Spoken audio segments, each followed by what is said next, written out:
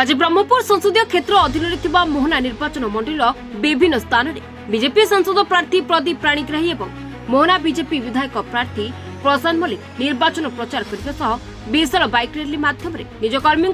शक्ति प्रदर्शन कर आज सकाळे मोहना निर्वाचन मंडल विधायक प्रार्थी और शताधिक बीजेपी कर्मी द्वारा गंजाम गजपति सीमांत कमलापुर नाका पॉइंट प्रदीप प्राणीग्राही फुलतोड़ा और मुकुट पिंधाई भव्य स्वागत करा कर्मी प्रदीप प्राणीग्राही और प्रशांत मल्लिक विशाल बाइक रैली माध्यम मोहनाठारे पहुंची मुख्य बजार में महाराजा कृष्णचंद्र गजपति प्रतिमूर्ति में प्राणीग्राही श्रद्धांजलि देते पर मोहना बजार लोकों हाथ मिसाई भोट देवाक अनुरोध करते परवर्ती समय मोहना अधीन लुहागुड़ी अड़बा चंद्रगिरी चांदीपुर महंत्रगढ़ रामगिरी भली विभिन्न स्थान को बाइक रैली माध्यम जाई प्रचार कर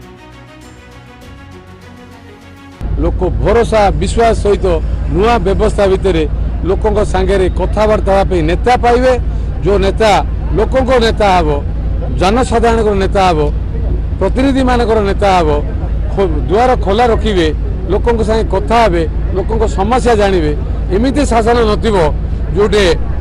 ना मंत्री देखा करें ना विधायक देखा करें लोकों कथा तो दूर कथा एभली शासन दरकार नहीं सबुआक निर्वाचन मंडल रे प्रधानमंत्री नेतृत्व को कार्य को विश्वास करी आम आगे बढ़ु निश्चित भाव में आमर प्रचार प्रसार जोरदार चली कार्यकर्ता मन में उत्साह प्रबल अच्छी